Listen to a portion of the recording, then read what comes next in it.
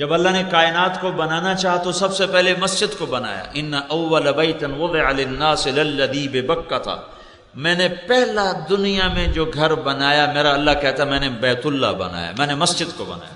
یہ مسجد بنائی فرشتوں کے ذریعے سے، فرشتوں کے ذریعے سے۔ پھر نوح علیہ السلام کے طوفان میں یہ گر گیا، ایک ٹیلا رہ گیا، باقی گر گیا۔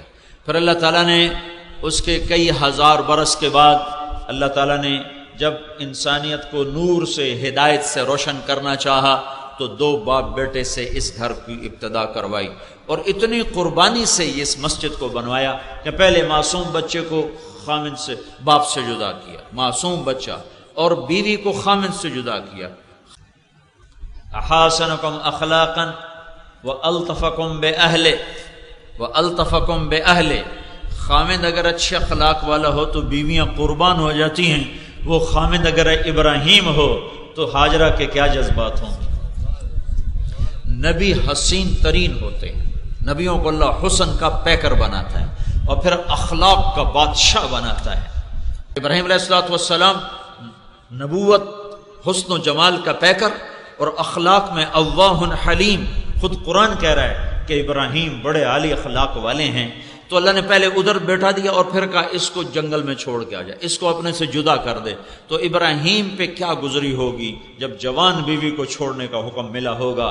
چلو ابراہیم علیہ السلام نے کی تو ایک بیوی سارہ بھی ہے، اور ایک بیوی اور بھی تھی جو بعد میں کی، جس سے مدین پیدا ہوئے۔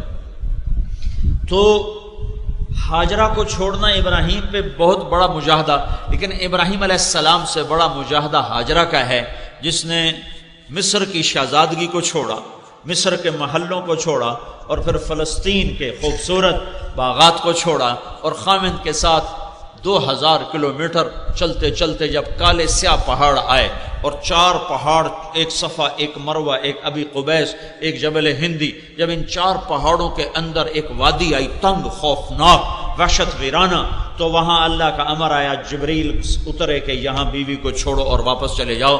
تو وہ ابراہیم جو آگ میں جلتے ہوئے، آگ میں پھکتے ہوئے نہ ڈرا نہ گھبرایا، جب جبریل نے کہا یہاں بیوی کو چھوڑو تو ابراہیم پکار اٹھے، بول اٹھے، یہاں کیسے چھوڑوں، یہاں کیسے چھوڑوں۔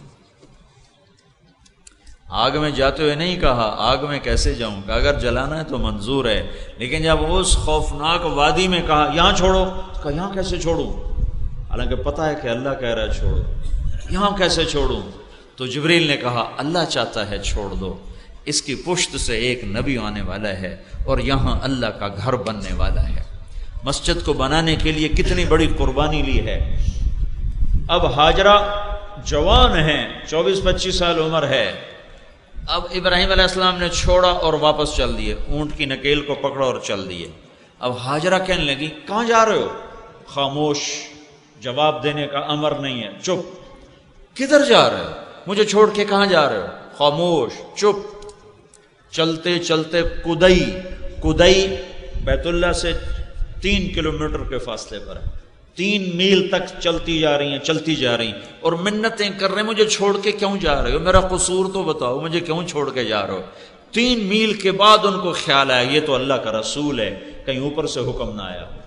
3 میل کے بعد جا کے خیال آیا تو کہا اللہ امرک، ابراہیم کیا یہ اللہ کا امر ہے؟ تو انہوں نے سر ہلایا کہ ہاں۔ کہا اذن لن یضیعنا اللہ۔ پھر ایک اور ہاجرہ نے جنم لیا، پہلے صرف بیوی تھی، اب وہ ایمان والی بنی۔ اذن جاؤ ابراہیم، میرا رب مجھے کبھی ضائع نہ کرے۔ جب تک ابراہیم علیہ السلام نظروں سے اوجھل نہیں ہوئے، بچے کو گود میں لے کر کھڑی ان کو دیکھتے رہے۔ میں تو کبھی کبھی تنہائی میں اس منظر کو تصور میں لاتا ہوں تو میں پھوٹ پھوٹ کے رو پڑتا کہ یا اللہ تو نے کتنی بڑی قربانی ہے۔ آگے یہ ایک امت پیدا کرنی تھی جنہوں نے تبلیغ کا کام کرنا تھا، اور تبلیغ کے کام میں بیوی بچوں کا چھوڑنا پہلی چیز ہے، اس لیے پہلی اینٹ ہی بیوی اور بچوں کے چھوڑنے پر رکھی گئی۔ چونکہ بیچ میں کام کو چھوڑے زمانہ ہو گیا تو لوگ کہتے ہیں بیوی بچے چھوڑتے لگے جاندے ہیں، اے کیڑی دین، اے کیڑا دین ہے، اے کیڑی تبلیغ ہے۔ یہ وہ تبلیغ ہے جو ابراہیم نے کی، یہ وہ دین ہے جو ابراہیم لے کر آئے تھے۔ تم کبھی روکڑ سے فارغ ہو تو تمہیں پتہ چلے کہ دین کیا ہے۔ روکڑ ملاتے ملاتے زندگی برباد کر دی۔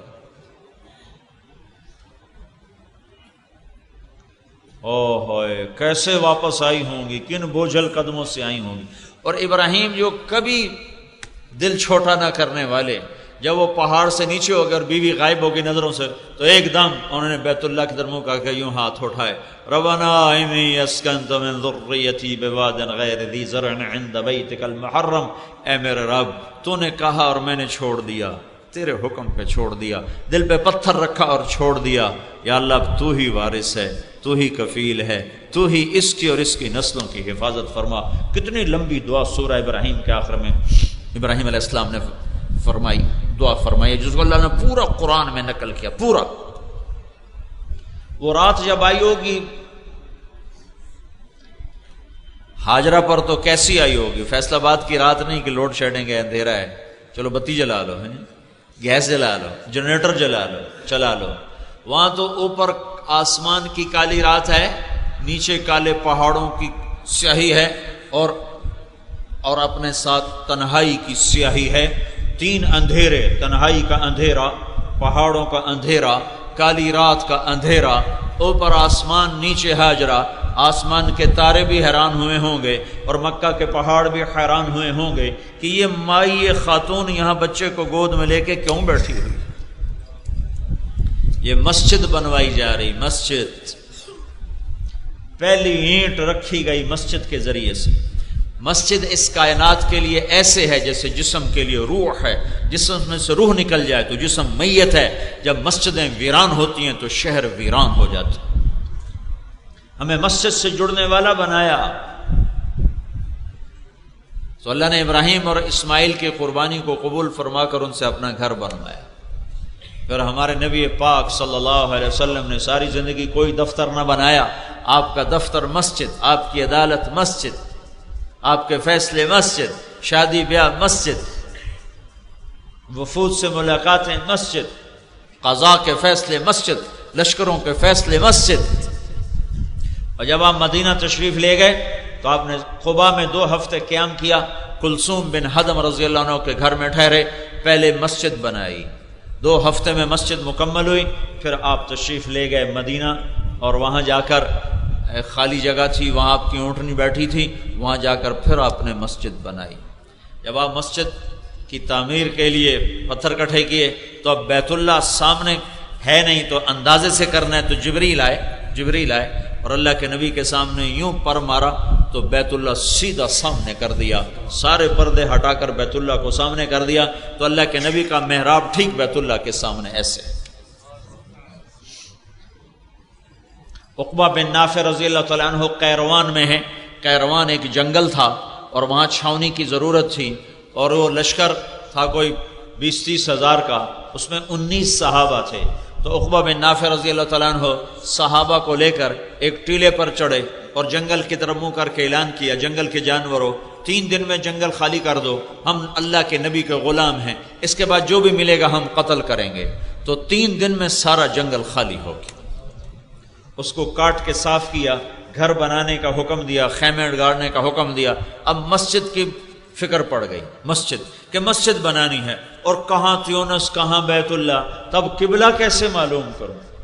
نہ تو کوئی کمپاس ہے وہ زمانہ ہے، اور تاروں سے بنائیں تو کوئی پورا اندازہ نہیں ہے، تو اس پریشانی میں سو گئے کہ کیا کروں۔ تو رات کو اللہ کے نبی خواب میں آئے، کہا عقبہ کیوں پریشان؟ کہا یا رسول اللہ مسجد بنانی ہے، قبلے کا رخ معلوم نہیں، کہا آؤ میرے ساتھ۔ تو آپ نے اپنے عصائے مبارک سے ایک لائن کھینچی چوکور، کہا یہ تیری مسجد ہے، پورا ایک علاقے میں ایسے آپ نے اپنے عصا مبارک کو ایسے پھیرا، کہا یہ تیری مسجد ہے، اور ایک جگہ یوں محراب کا نشان بنا، کہا یہ تیرا قبلہ ہے۔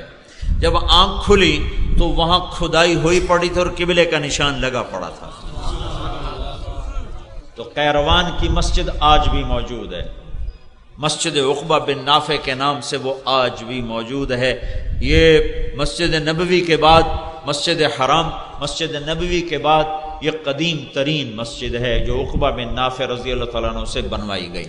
میرے بھائیوں، تبلیغ کا کام بھی مولانا الیاس صاحب نے مسجد سے شروع کیا، کوئی مرکز نہیں بنایا، کوئی دفتر نہیں بنایا، ساری تحریکوں کے دفتر ہیں، نظام ہیں، تبلیغ کا مرکز مسجد ہوتی، فیصل آباد کا تبلیغی مرکز اسماعیل مسجد، لاہور کا تبلیغی مرکز ابراہیم مسجد، رائمنڈ کا تبلیغی مرکز ایک مسجد ہے، بہت بڑی مسجد ہے۔ مسجد سے مردوں کو جوڑا، مسجد سے مردوں کو جوڑا، اللہ کی رحمت جو بیت اللہ پر اترتی ہے پھر وہ جاتی ہے مسجد نبوی کی طرف، پھر مسجد نبوی سے پھیلتی ہے وہ مساجد کی طرف کہ بیوتی فی الارض المساجد عمارها زوارها فطوبى لمن تطہر فی بیتہ ثم زارنی۔ اللہ تعالیٰ کا فرمان ہے کہ جنا کالونی والوں کو بتاؤ کہ یہ مسجد میری مسجد ہے، تمہاری نہیں ہے، تمہاری نہیں ہے، میری مسجد ہے۔ دنیا میں مسجدیں میرے گھر ہیں، جو ان مسجدوں میں آتے ہیں وہ ان گھروں کو آباد کرنے والے ہیں۔ جو اپنے گھر سے وضو کر کے مسجد میں نماز پڑھنے آئے گا اسے بتا دو کہ میں رب دروازے پر اس کا استقبال کروں گا۔ مسجد میں آنے والے کا استقبال اللہ کرتا ہے۔ مسجد والے بنو بھائیو، بازار والے نہ بنو، مسجد والے بنو۔